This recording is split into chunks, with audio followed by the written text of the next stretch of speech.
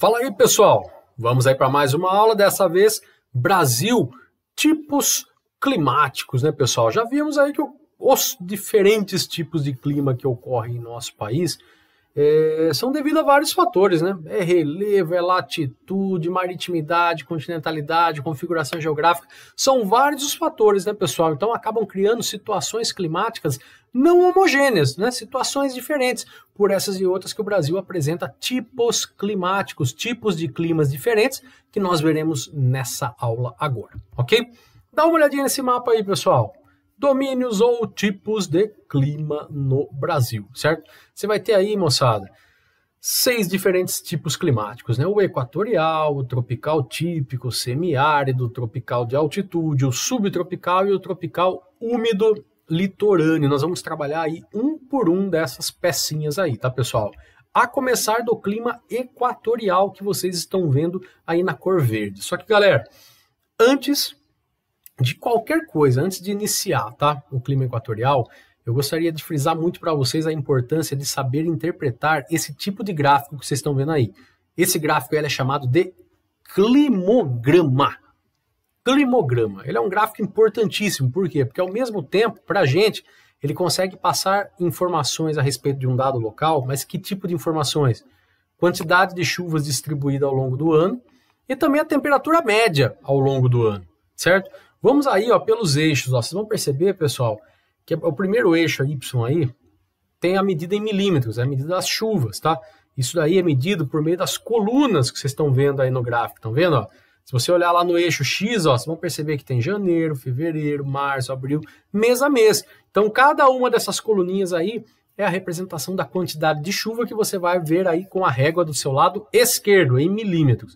Já do seu lado direito, tem uma régua aí, pessoal, com graus Celsius. No caso, aí está indo de 14 até 29, certo? Então, essa linha vermelhinha aí, ó, ela está indicando para a gente a temperatura média ao longo do ano, certo? Todo climograma é assim? Sim. Sempre, pessoal, a linha vai representar a temperatura média e as coluninhas, mês a mês, vão representar aí a quantidade de chuvas, certo? Beleza, galera. Agora, sabendo isso, a gente pode analisar esse climograma da cidade de Hualpés, que fica lá no Amazonas, pessoal, certo? Lá no extremo noroeste. É extremo noroeste do Brasil, pessoal. Tá na ponta ali, quase pertinho ali da divisa com a Venezuela e com a Colômbia. Apesar que parece pertinho, mas não é tanto, né? Que o mapa aí tá numa escala que não ajuda, né? Clima equatorial, galera. É um clima de temperaturas elevadas. Ele ocorre próximo aí à área equatorial, como vocês estão vendo.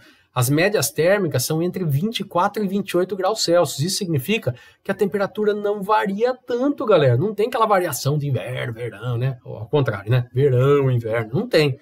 A variação é bem pequenininha, pessoal. Uma média entre 24 e 28 graus Celsius. Isso ocorre por quê? Porque existem aí chuvas abundantes. O ar é muito úmido, certo? É a região da formação aí da massa equatorial continental, né, pessoal? Lembra disso? Que a massa equatorial continental ela é úmida graças à presença da floresta amazônica? Pois bem, pessoal, olha como que uma coisa está ligada com outra, hein? Você tem aí a floresta amazônica com seu processo de evapotranspiração, deixa o ar bem úmido, se tem bastante vapor de água, a temperatura quase não varia o ano todo. Por isso aí que a amplitude térmica é pequena. Só para lembrar vocês, galera, a amplitude térmica é aquela diferença entre a máxima e a mínima temperatura. Pode ser do dia, pode ser do mês, pode ser do ano, tá? No caso aí, ele está mostrando para a gente o ano, né? Médias térmicas anuais entre 24 e 28, ou seja, entre 24 e 28 tem 4 graus de amplitude térmica. É uma amplitude baixa. E isso se deve ao fato do ar estar úmido na região amazônica e, para nossa sorte, essa massa equatorial continental, ela joga toda essa umidade para a porção centro-oeste e sudeste do Brasil, certo? Então, muitas das chuvas que nós temos aqui no estado de São Paulo, pessoal, muito da umidade que nós temos no estado de São Paulo aí na época do verão, vem aí dessa massa equatorial continental que se forma na região amazônica. Perfeito? Então, vocês vão percebendo o climograma aí, galera, que tem chuva aí o ano todo. Tem chuva todos os meses aí, supera os 2.000 milímetros, temperatura elevada o ano todo, ou seja, quente pra dedéu, certo? Mais um. O tropical típico, galera. O tropical típico aí nesse mapa, ele tá pegando a porção central do Brasil, certo? Esse verdinho aí mais clarinho. Ele também vai apresentar uma temperatura média elevada durante o ano. As médias vão estar aí entre 22 e 24 graus, certo? Ok? Então você vai ter uma média alta, certo? Só que o clima tropical típico, pessoal, ele tem uma característica monstro, cara, fácil de ser observado. Dá uma olhada no climograma aí, ó. Vocês vão perceber que as chuvas são bem grandes, né, pessoal? Uma grande quantidade nas beiradinhas, né? Mês de janeiro, de fevereiro, de março, outubro, novembro, dezembro, que é a época do verão. Então, no clima tropical típico, nós temos o verão enquanto estação de chuva, né? Chuvoso, de outubro aí até abril, tá? E nós temos aí uma estiagem de inverno, né, pessoal? Então, de maio até setembro, nós temos aí um tempo muito seco. O efeito da continentalidade pega pesado, né, pessoal? Imagine só, Brasil Central, ó, onde está terminando de apontar aquela setinha verde ali, tá vendo? Da massa equatorial continental. Bem na pontinha da seta, tá verdinho clarinho, né? É o meio do Brasil, pessoal. É a área mais distante aí do litoral. Então, aí, durante o inverno, se você não tiver umidade que vem da Amazônia, vai sim estar muito seca, é uma forte influência da continentalidade, certo? Então, quando você observa um climograma, pessoal, do tropical típico, o que você tem que saber? Você vai ter chuva no verão e estiagem de inverno. E quanto à temperatura, né, pessoal, tá bem fácil de ver, né? Começa o ano, ó, dá uma olhadinha ali, ó, janeiro, ó. Ela começa o ano aí próximo de 21, 22 graus, né? Aí no inverno ela cai para uma média aí de 18, aí depois volta de novo para 21, 22 aí, tá vendo? Nesse climograma. Só lembrando vocês, pessoal, que esse climograma é da cidade de Lusiânia, em Goiás, bem no meio do Brasil. Se fosse qualquer outra cidade do clima tropical típico, como é o caso, sei lá, de Brasília, como é o caso de Cuiabá, como é o caso ali de Campo Grande, seria diferente, tá? Lembrando que cada local tem as suas particularidades, tá, pessoal? A dica que fica do tropical típico, galera, a dica, aquela que diferencia ela de todas, tá? A característica dela mesmo. Verão chuvoso e inverno seco. Percebam aí no climograma. Quando a temperatura cai, que é a linha vermelhinha, a quantidade de chuvas também cai. Estão vendo aí? Típico. Tropical típico. Beleza? Mas olha aí, galera, mais um nada, olha aí, ó. É a área do clima não, do domínio dos cerrados, galera. É a área do domínio dos cerrados, que é aquele tipo de vegetação que nós já vimos, que tem uma certa adaptação aí a uma estação mais seca, né? Tanto é, ó, que a região de cerrados, a vegetação dos cerrados, ela tem o caule todo adaptado às queimadas. Por quê? Porque é muito comum ter queimada espontânea, naturalmente, aí, nessa região do Brasil central, tá, pessoal? Porque tem pouca chuva e às vezes um raio que dê aí, né? Sei lá. Ou até mesmo incêndios criminosos, que pode acontecer muito, acaba fazendo a floresta entrar em chamas, certo? E esses caules cheios de cascas já são bem adaptados aí à questão dos incêndios dessa época, propício, né? Em compensação, nós, seres humanos, não somos adaptados, tanto é que é nessa época do ano que o ar fica muito seco aqui em Piracicaba e um monte de vocês vai parar no hospital aí para fazer inalação, como o nosso amiguinho da foto aí, certo? Porque a umidade despenca, porque fica quase 4 meses sem chover, 4, 5 meses, ok? Agora sim, vamos para mais 2. Vamos iniciar aí com o tropical seco, pessoal, também chamado de semiárido. É o clima do sertão nordestino, galera. Temperaturas elevadas, médias térmicas sempre em torno de 28 graus, então é quente sim, quente o ano todo. Só que há um problema aí, as chuvas são escassas e irregulares. Isso significa que chove pouco, e chove de maneira totalmente desconexa, toda errada, né, pessoal? A maior parte da chuva acaba se concentrando no verão, mas pode acontecer chuva no inverno também, pessoal. Pode acontecer de chover um dia e ficar alguns meses sem chover, é muito irregular. Vocês observam isso, ó, por esse climograma da cidade de Salgueiro. Salgueiro fica aqui, pessoal, tá? Bem no sertão ali de Pernambuco. O que você está observando aí, ó? Temperatura, ó, linha vermelhinha. O ponto mais alto dela é 27, o ponto mais baixo é 24. Então a amplitude térmica é baixa. Por quê? Porque é seco o ano todo e é calor o ano todo, né? Agora olha a quantidade de chuvas. Nós já vimos aí na aula anterior, pessoal, a quantidade de chuvas da região do sertão, que é a região das estiagens aí, 500, 600, quando muito 700 milímetros de chuva. É muito pouco, tá?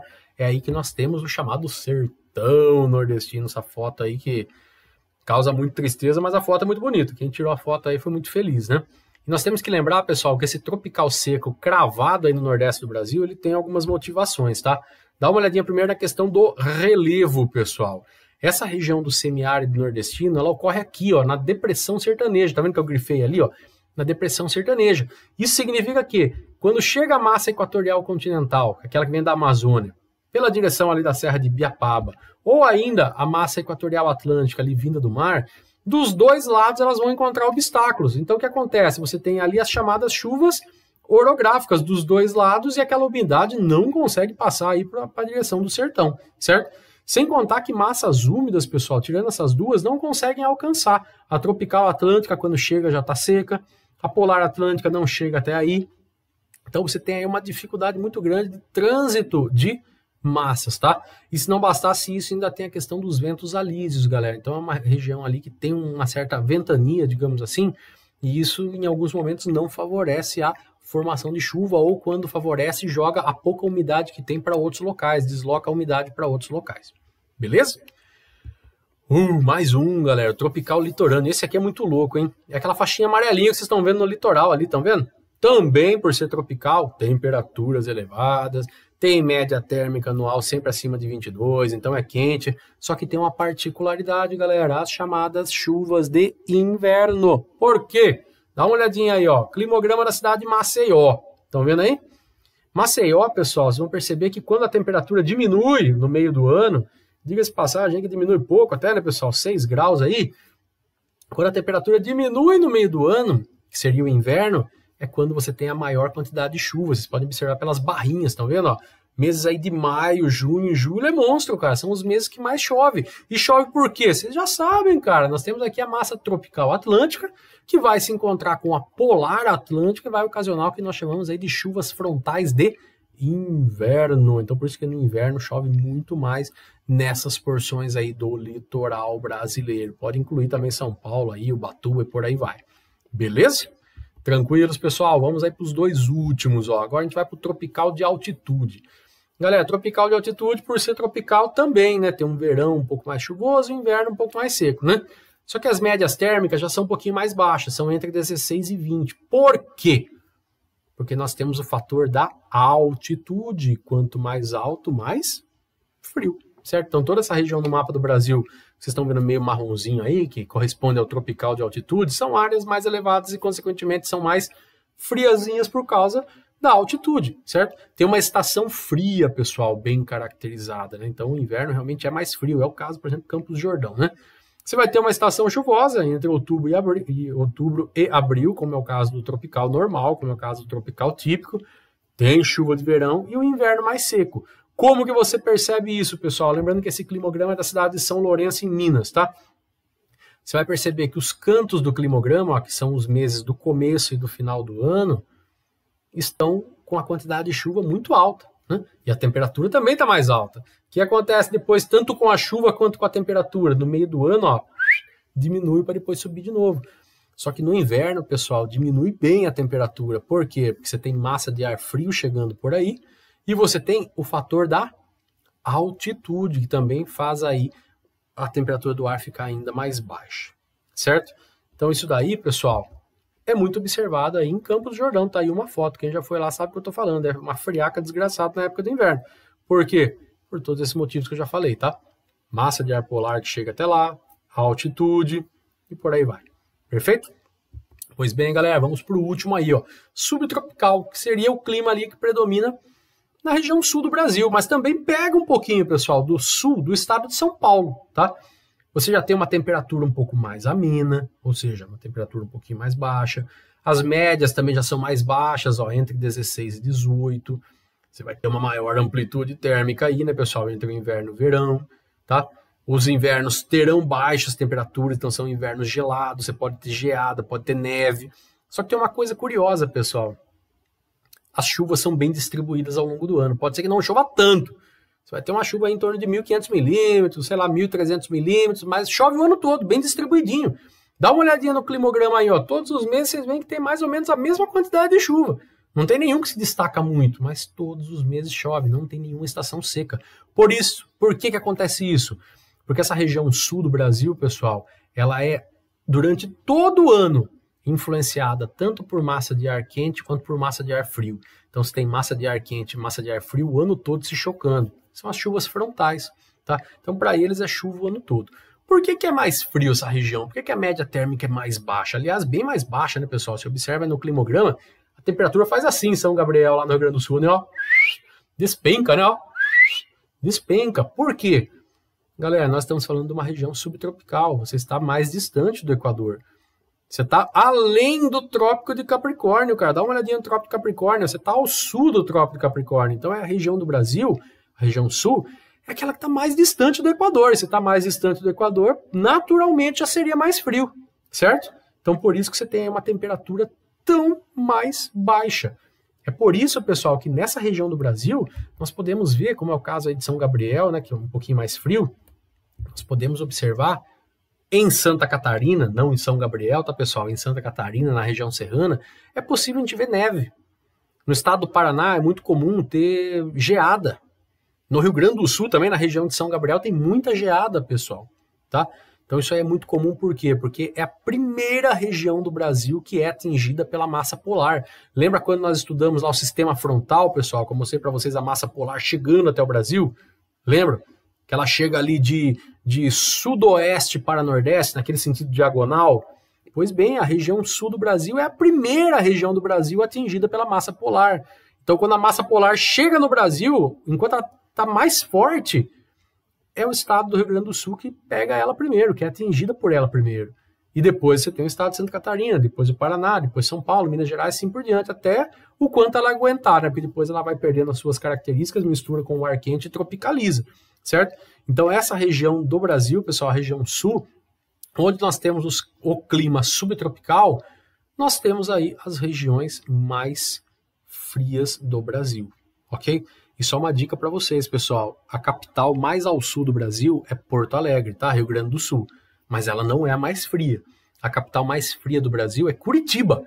Nossa, professor, mas Curitiba tá bem mais ao norte do que Porto Alegre. Sim, só que Curitiba, pessoal, além de estar no clima subtropical, Curitiba, além de ser uma cidade fria, ela está também, ó, num local mais alto, mais elevado. Por isso que Curitiba recebe o nome de capital mais fria do Brasil.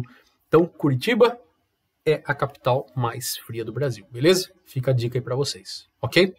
Galera, faça as anotações depois, tem aí uma atividade da apostila que vocês têm que preencher exatamente o que está aí, tá? Então busquem não apenas copiar, mas entender isso daí. Se precisa, volta o vídeo, me procura, tira dúvida, eu estou à disposição de vocês, ok? Abração, galera! Até a próxima!